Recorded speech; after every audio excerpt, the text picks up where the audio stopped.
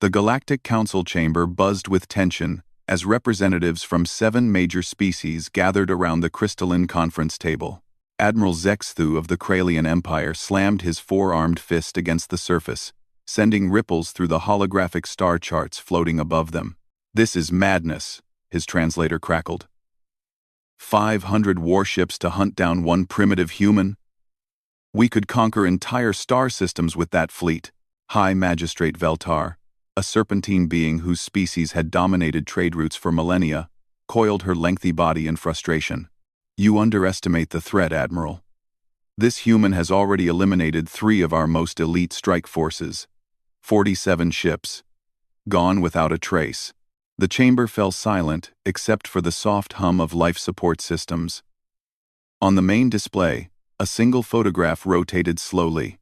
A weathered human face with steel-gray eyes and scars marking his jaw. The name beneath read, Captain Marcus Chen, Terran Special Operations. "Impossible," whispered Commander Thakron, of the beetle-like Scarvian Collective. His mandibles clicked nervously.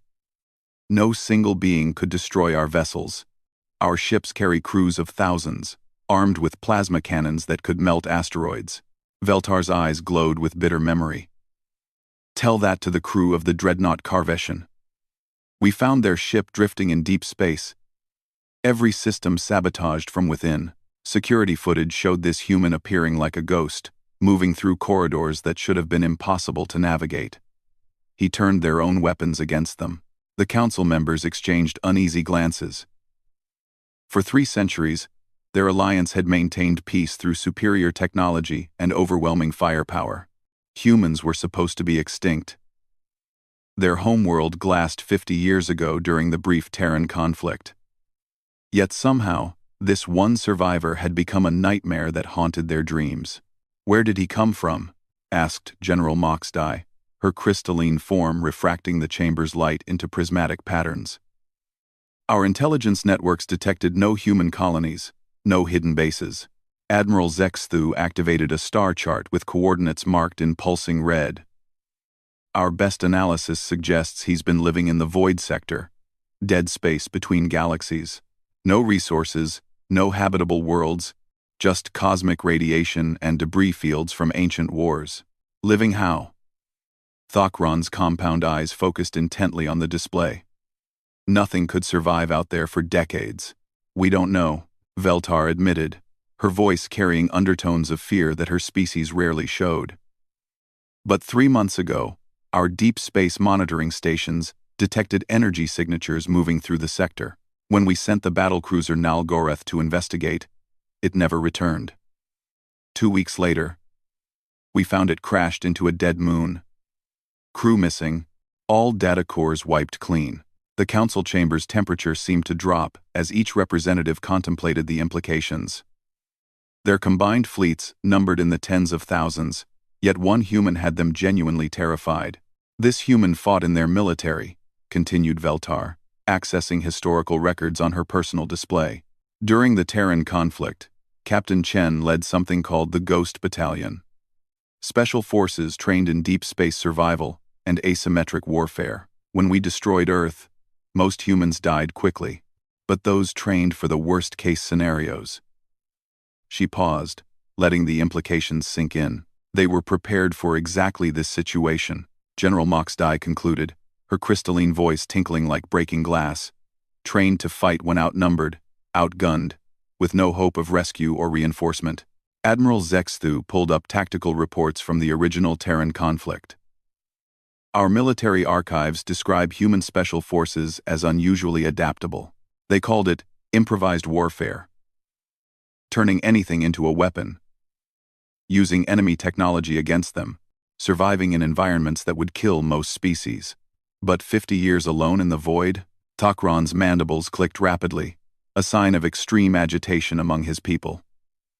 What could drive a being to survive that long with no purpose, except revenge? Veltar's serpentine form coiled tighter as she accessed classified files. According to intercepted human communications from their final days, Captain Chen had a family, wife, 2 children. They were in the primary target zone when we launched the orbital bombardment. The silence that followed carried the weight of understanding. They had created something beyond their comprehension. A being, stripped of everything that made life meaningful, left with nothing but the skills to survive and the will to make them pay. The attacks have been escalating, Admiral Zexthu noted, reviewing recent intelligence reports. First, he targeted scout ships and supply convoys. Then, patrol squadrons. Now he's going after capital ships with full defensive escorts. Each victory makes him stronger, gives him access to better equipment, more advanced weapons. He's learning our tactics, General Moxdai observed. Every engagement teaches him something new about our military capabilities. We're essentially training our own destroyer. Commander Thakran brought up holographic projections of the 3 most recent attack sites. Look at the progression. The first attack on the transport vessel Jexmina was crude but effective, explosive charges placed on critical systems. The second attack on the destroyer Velkaran showed improved understanding of our ship layouts. By the third attack on the battlecruiser Mordakan, he was moving through our vessels like he built them himself. Because he's studying wreckage from his previous victories, Veltar realized with growing horror. Every ship he destroys gives him intelligence on our technology, our procedures, our weaknesses. He's reverse engineering 50 years of military advancement. The implications sent a chill through the chamber. Their technological superiority, the foundation of their galactic dominance, was being systematically unraveled by a single human with nothing left to lose. We could withdraw from the outer sectors, suggested General Moxdai hesitantly. Consolidate our forces around core systems, wait for him to make a mistake, and show weakness to every other species watching this? Admiral Zexthu's forearms gestured dismissively. The moment they realize one human has us running scared, every suppressed rebellion in the galaxy will explode into open warfare. Our entire alliance depends on the perception of invincibility. Veltar accessed the chamber's main display, showing a galaxy-wide tactical overview. Red dots marked recent attack locations, forming a pattern that made the council members increasingly uncomfortable. He's not attacking randomly, she announced. These targets form a specific pattern. He's moving systematically through our outer defense networks, eliminating early warning stations and patrol bases. He's clearing a path toward something. Toward what? Thakran demanded. The display zoomed in on a heavily fortified system at the heart of Kralian space, Admiral Zexthu's homeworld, and the location of their primary military command center. Us, Veltar whispered. The realization hit them like a physical blow. This wasn't random terrorism or mindless revenge. Captain Marcus Chen was conducting a methodical military campaign with a clear objective: to destroy the leadership that had ordered his world's annihilation. He's coming for the council, Admiral Zexthu said slowly. Every attack brings him closer to our core systems. He's not just killing our crews. He's mapping our defenses, learning our capabilities, preparing for a final assault. How long? General Moxdai asked, her crystalline form flickering with nervous energy. Veltar ran calculations on her personal computer. Based on his current progression and the remaining defensive positions between his last known location and Kralian Prime, 6 months. Maybe less, if he accelerates his timeline.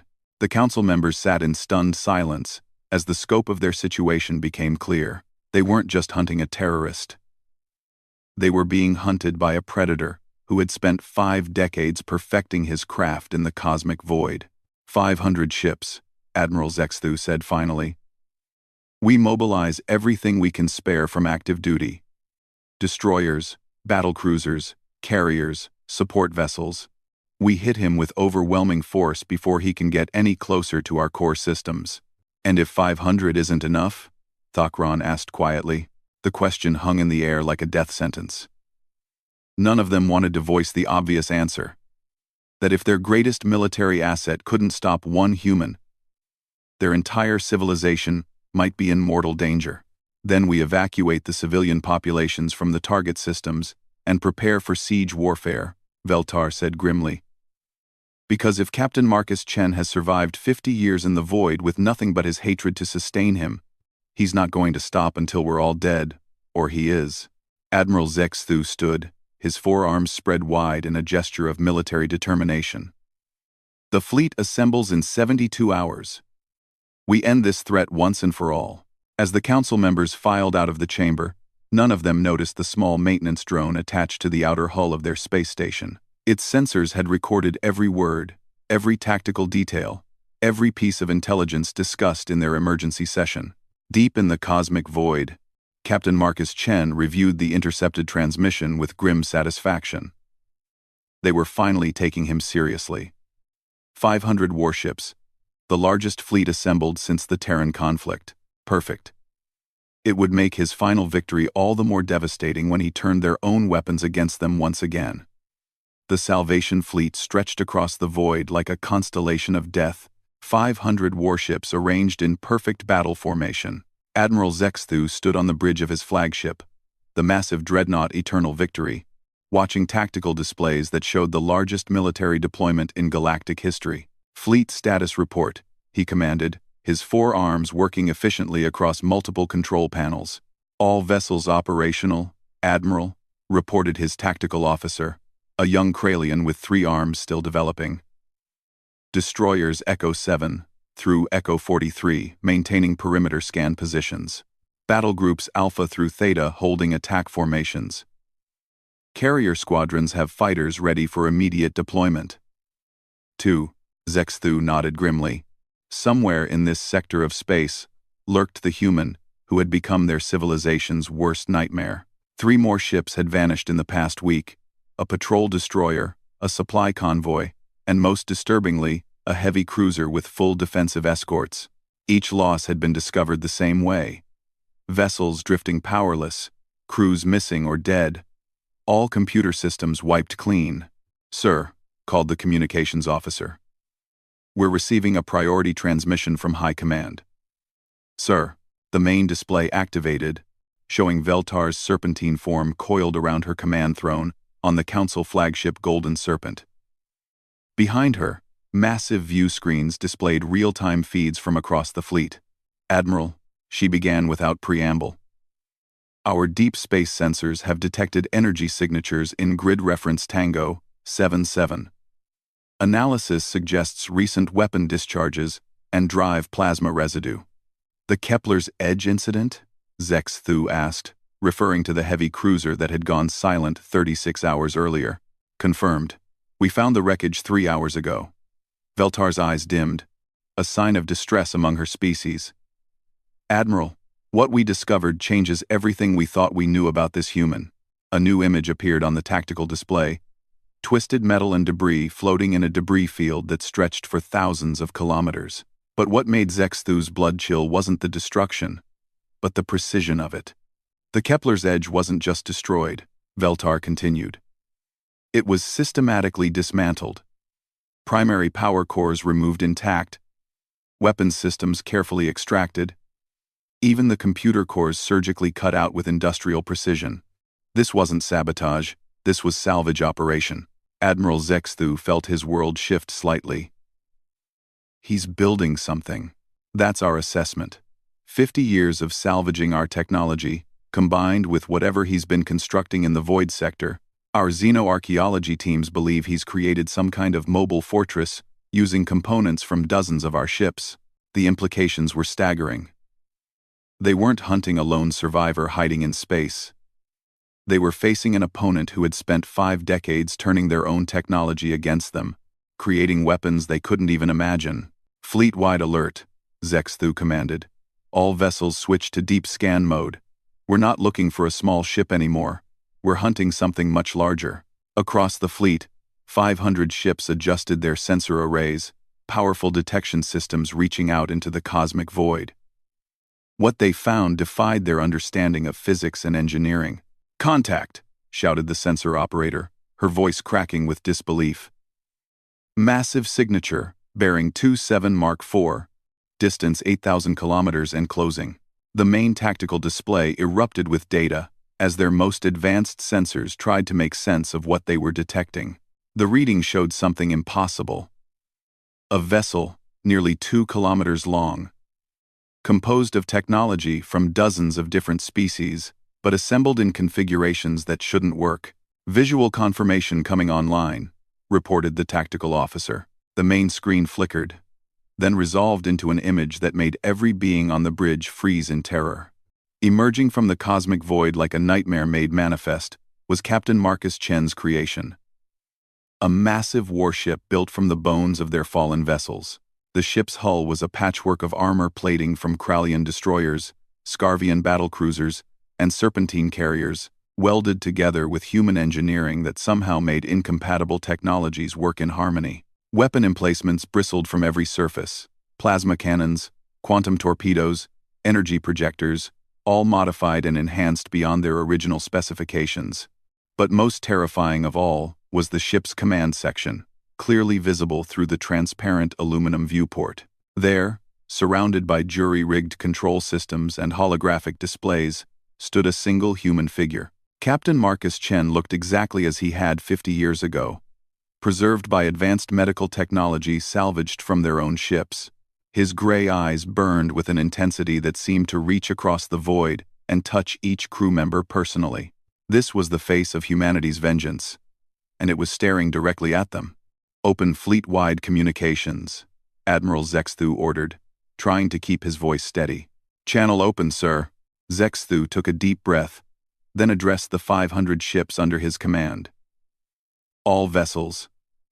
This is Admiral Zexthu. We have visual contact with the target. All battle groups, implement attack pattern Omega-7. Destroy that vessel before it can." His words were cut off as the human ship opened fire. What happened next would be analyzed by military historians for generations. The patchwork warship didn't attack like their vessels did, with organized volleys and tactical precision. Instead, it unleashed chaos itself upon their perfect formations. Quantum torpedoes streaked out in impossible trajectories, guided by human intuition rather than computer targeting. Plasma cannons fired in sequences that violated every principle of energy management, somehow drawing power from systems that shouldn't be able to support such output. Most terrifying of all, the ship moved like something alive, twisting and diving through space with an organic fluidity that made their precisely calculated intercept courses useless. "Destroyer Echo 15 is gone," reported the communications officer. "Direct hit to their reactor core. Echo 22 reporting massive damage. Their weapons are penetrating our shielding like it doesn't exist. Echo 31 has lost all power. They're drifting." Admiral Zexthu watched in growing horror as his perfect fleet began to crumble under the assault of a single ship piloted by one human. Their numerical advantage meant nothing when their opponent knew exactly how their weapons worked, exactly where their defenses were weakest, exactly how to turn their own technology against them. "Battle Group Alpha, concentrate fire on that vessel's command section," he ordered desperately. 50 ships turned their weapons toward the human ship's bridge, unleashing enough firepower to vaporize a small moon. The energy barrage lit up space like a newborn star, and for a moment, Admiral Zexthu thought they had succeeded. Then the light faded, revealing the human ship still intact, its hull glowing with dispersed energy but showing no significant damage. "Impossible," whispered the tactical officer. That was enough firepower to destroy a battle station. Adaptive shielding, Admiral Zexthu realized with sick understanding. He's modified our own defensive systems. The ship analyzes incoming weapons and adjusts its protection in real time. The human vessel continued its deadly dance through their formations, leaving destroyed or disabled ships in its wake. But Admiral Zexthu began to notice something strange about the attack pattern. The human wasn't trying to destroy their entire fleet. He was systematically targeting specific vessels. "Communications array ships," he breathed. "He's taking out our communications network." As if responding to his realization, the human ship pivoted gracefully and launched a devastating attack against the Golden Serpent, Veltar's command vessel. The massive flagship, protected by the finest shields their technology could provide, lasted exactly 47 seconds under the human's assault. "Golden Serpent is down," reported the sensor operator. "Hull breach across 7 decks. Command section destroyed." Admiral Zexthu felt the weight of command settle on his shoulders like a crushing burden. High Magistrate Veltar was dead, along with most of the tactical command staff. The fleet was his responsibility now, and they were losing badly. All remaining vessels, implement Emergency Protocol 77 Alpha. Retreat to minimum safe distance and regroup for. His orders were interrupted by a new voice on the communication channel. A human voice, speaking perfect galactic standard, with a slight accent that marked him as a native English speaker. Admiral Zexthu of the Kralian Empire. The bridge fell silent as Captain Marcus Chen's voice filled the space around them. After 50 years of silence, humanity was speaking to the galaxy once more. I am Captain Marcus Chen, formerly of the Terran Defense Force, currently commander of the vessel Vindication. You know why I'm here. Admiral Zexthu activated his personal communication system, his 4 hands trembling slightly as he responded. Captain Chen, I am prepared to discuss terms for. No. The human's voice cut through his words like a blade. There will be no negotiations. No surrender. No mercy. You came here with 500 ships to kill 1 human. Let me show you what 1 human can do when he has nothing left to lose. The Vindication accelerated toward the center of their formation, its patchwork hull gleaming with reflected starlight. As it moved, the ship began to change. Sections rotating and reconfiguring as hidden weapon systems emerged from concealed compartments. He's modified that ship for sequential engagement, Admiral Zexthu realized with growing dread.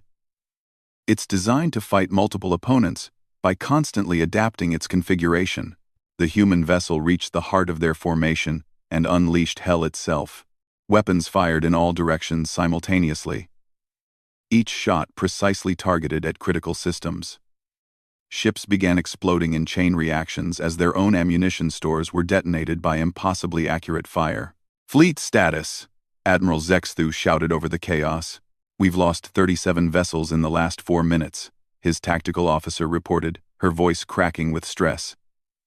Another 68 ships reporting major damage. The human's ship is moving through our formation like we're standing still. Admiral Zexthu watched the tactical display with the fascination of someone witnessing their own doom. The human ship moved with deadly purpose through their ranks, leaving destruction in its wake while somehow avoiding their return fire. It was like watching a master surgeon work, except the patient was his entire fleet. Sir, we're receiving transmission requests from the remaining battle group commanders. The communications officer reported. They're asking for orders.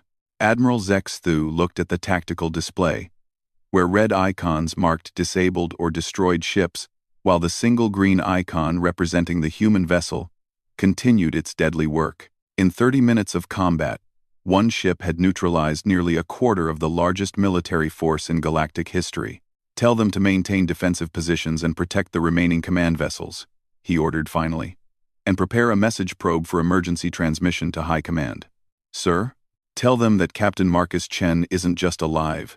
He's won. The human didn't die with his world. He evolved. As if summoned by his words, the Vindication appeared on their starboard flank, close enough that they could see details of its impossible construction. The human ship was beautiful in its deadliness, a work of art created from the weapons meant to destroy its builder. Through the command viewport, Admiral Zexthu could see Captain Marcus Chen standing at his control station, hands moving with practiced precision across displays that showed the tactical situation in real time. The human's face was calm, almost serene, as he conducted his symphony of destruction. Their eyes met across the void, and Admiral Zexthu saw something that chilled him to his core. Captain Marcus Chen wasn't angry anymore. He was happy. After 50 years of preparation, he was finally doing what he had been born to do. What they had trained him to do when they decided to make war on humanity. The Vindication fired once more. A precisely targeted shot that disabled the Eternal Victory's main engines and left them drifting helplessly. But instead of delivering a killing blow, the human ship began to withdraw toward the edge of the engagement zone. He's leaving, the tactical officer reported with obvious confusion. The human vessel is withdrawing from combat. Admiral Zexthu understood. This hadn't been a battle. It had been a demonstration. Captain Marcus Chen had wanted to show them exactly what they were dealing with. To let them understand the scope of their mistake. The message was clear. 500 ships weren't enough. Nothing they could bring to bear would be enough. They had created something beyond their ability to destroy. and now it was coming for them with all the patience and precision of a perfectly designed weapon. As the Vindication disappeared into the cosmic void, Admiral Zexthu began composing his final report. The Galactic Council needed to know that their greatest fear had come true. Humanity wasn't extinct. Humanity had evolved, and it was coming home. The emergency session of the Galactic Council convened in the deepest bunkers of Kralian Prime, 50 kilometers beneath the planet's surface. What remained of their leadership huddled around a reinforced conference table, while automated defense systems cycled through continuous security sweeps above them. Admiral Zexthu, his once pristine uniform now bearing the scars of battle, stood before the holographic displays, showing the aftermath of humanity's return. Of the 500 ships that had hunted Captain Marcus Chen, only 97 remained operational. The rest were either destroyed, disabled, or worse, missing entirely. Their crews vanished without a trace. Report, commanded Interim High Magistrate Colvex, a massive crystalline being whose predecessor had died when the Golden Serpent fell to human weapons.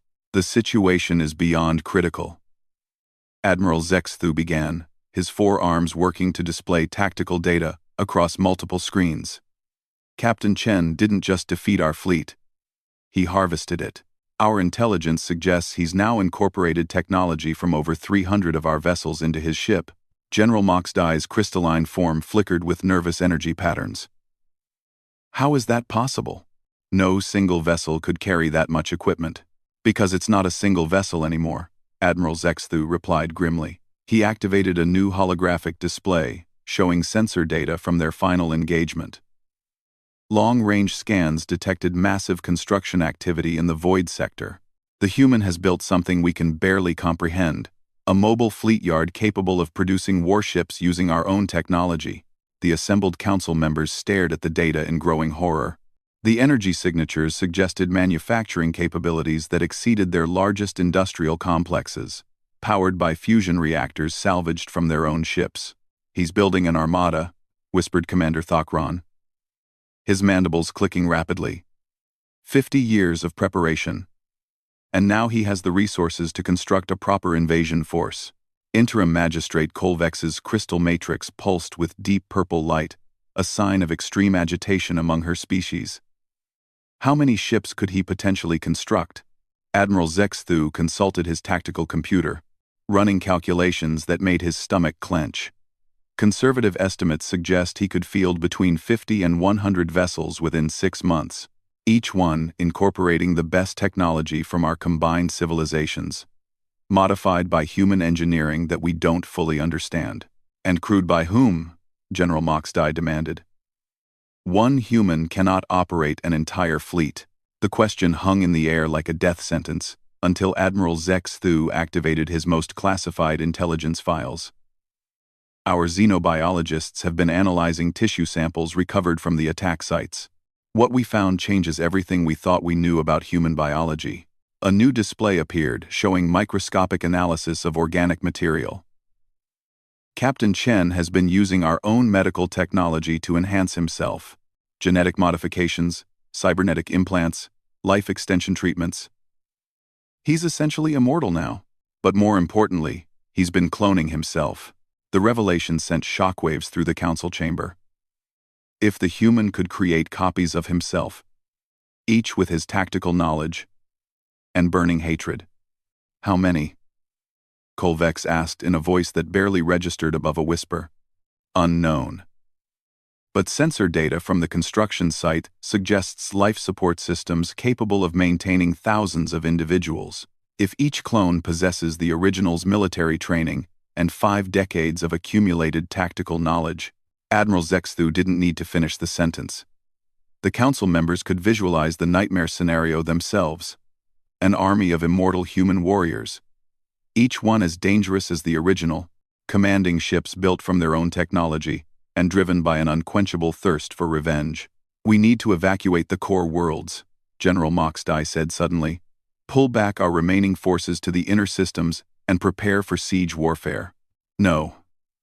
The voice came from an unexpected source. Junior Analyst Rix Tell, a young Kralian who rarely spoke in formal sessions. Respectfully, That won't work. Admiral Zexthu turned toward the analyst with interest. Explain. Rixtel activated his personal display, showing a galactic map with movement patterns highlighted in red. I've been tracking the humans' attacks over the past 6 months. The pattern isn't random. He's been systematically eliminating our early warning networks and communication relays. If we consolidate our forces around the core worlds, he'll simply cut our supply lines and let us starve. The young analyst's assessment sent another chill through the chamber. Captain Chen wasn't just seeking revenge. He was conducting a methodical campaign to dismantle their entire civilization. Then what do you suggest? Demanded Interim Magistrate Kolvex. Before Rixtel could answer, every alarm in the bunker began screaming simultaneously. Emergency lights bathed the chamber in crimson, as automated defense systems activated throughout the facility. Surface attack, shouted the communications officer. Multiple contacts dropping out of hyperspace directly above the capital. The main display switched to external feeds from the planet's surface, showing a sight that defied comprehension.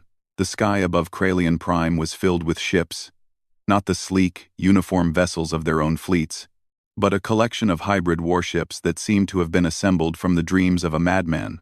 Each vessel was unique, built from salvaged components but designed with human creativity that turned familiar technology into something entirely new. Some ships bristled with weapon systems that had been modified far beyond their original specifications.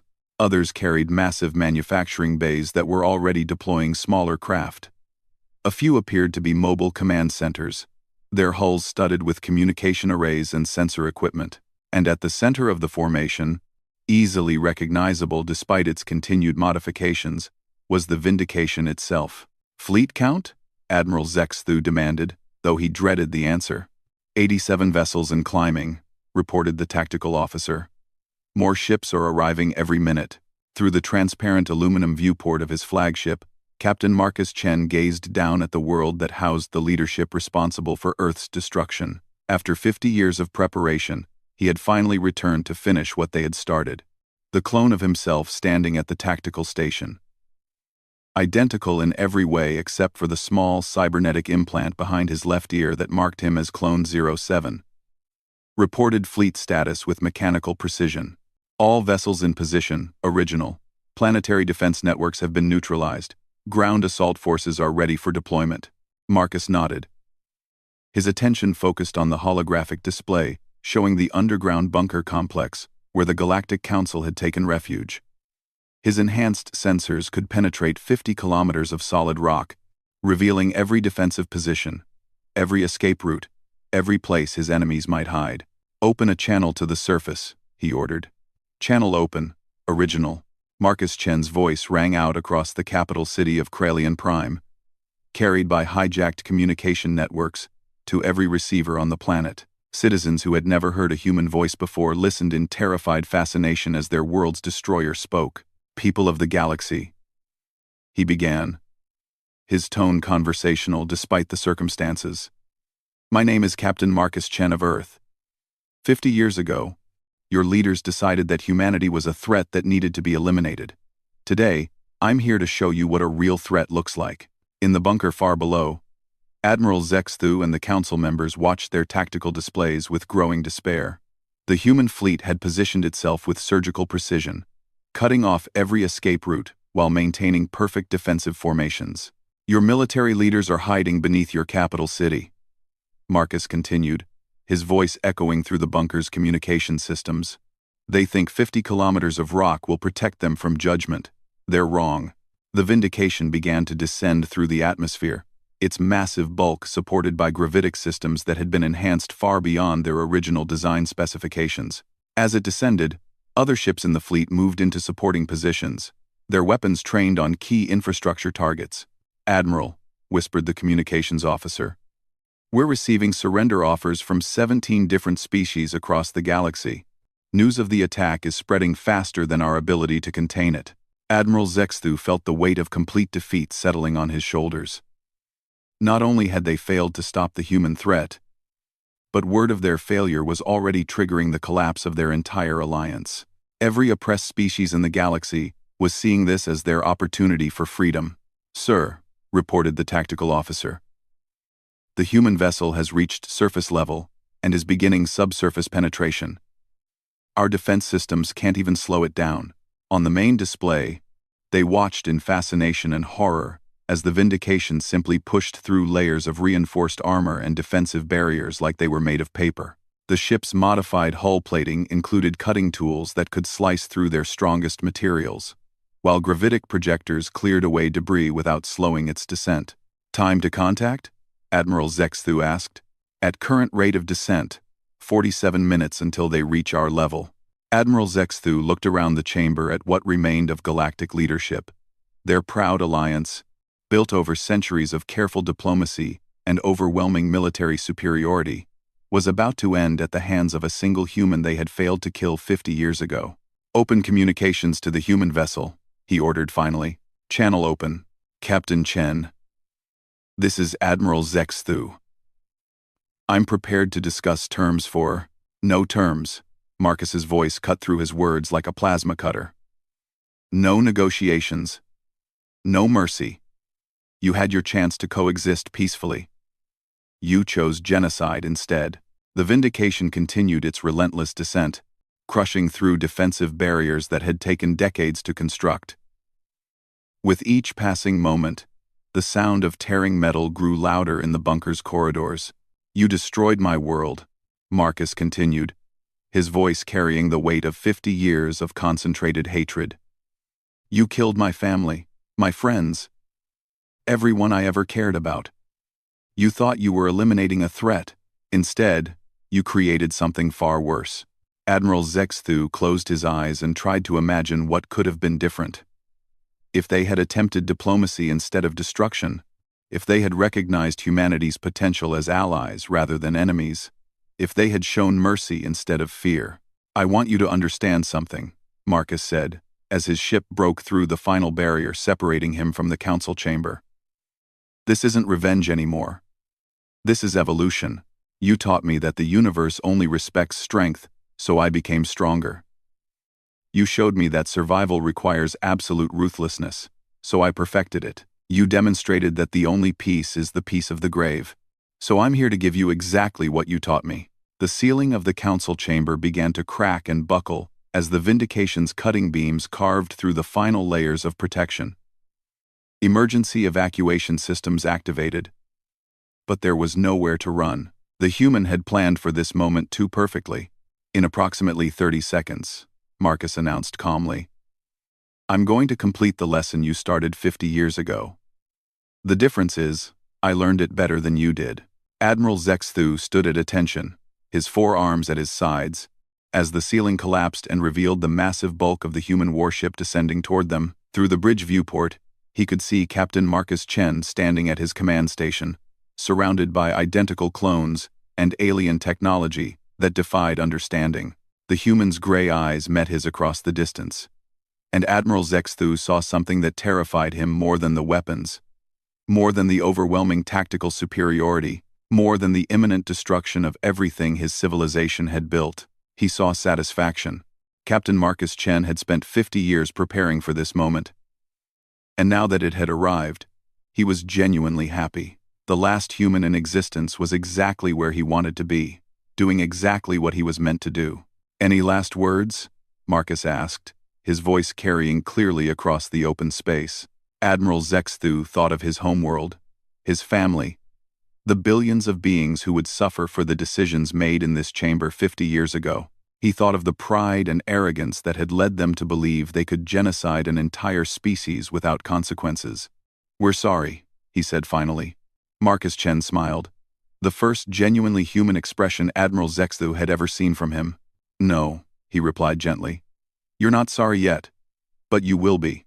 The weapons fired, and the age of galactic dominance ended with the precision of a surgeon's blade. But Captain Marcus Chen's work was far from finished. He had an entire galaxy to educate about the consequences of crossing humanity. The lesson would take time to sink in properly. Fortunately, he had cloned himself an army of teachers, and they had all the time in the universe. After all, they were only human. And humans, as the galaxy was about to learn, were very good at teaching lessons that lasted forever.